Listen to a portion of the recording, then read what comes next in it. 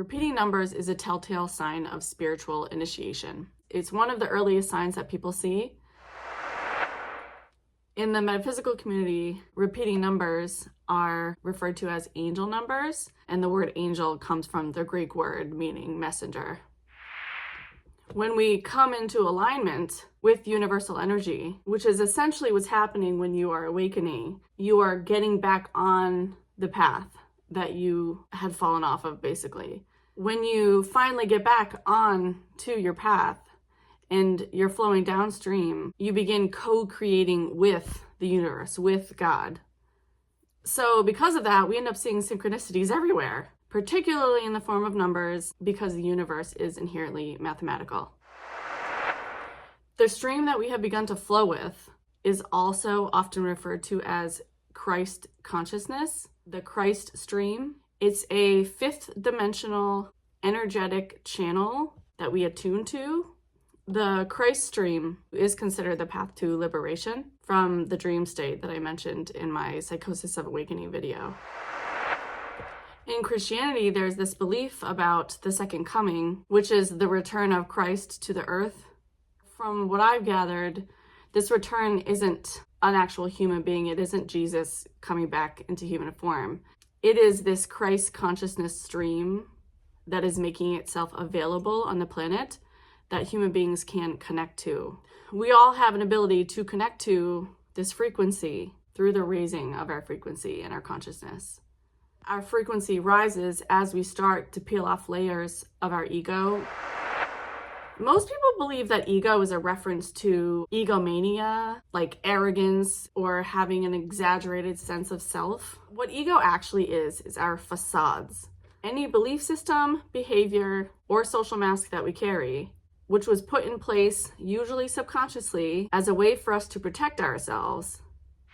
So naturally, a lot of our facades stem from childhood experiences and early adulthood in response to stressors and instabilities in our environment. There are certain ways that we need to believe and behave in order to protect ourselves.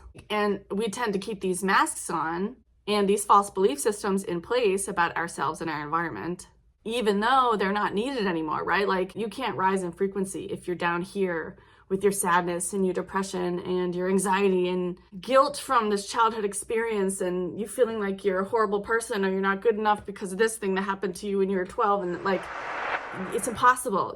There's too much weight there. There's some spiritual weight loss that has to happen in order for you to connect to the higher realms.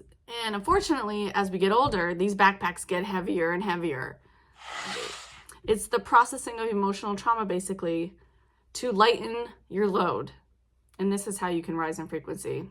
And that whole process in the metaphysical community is called shadow work.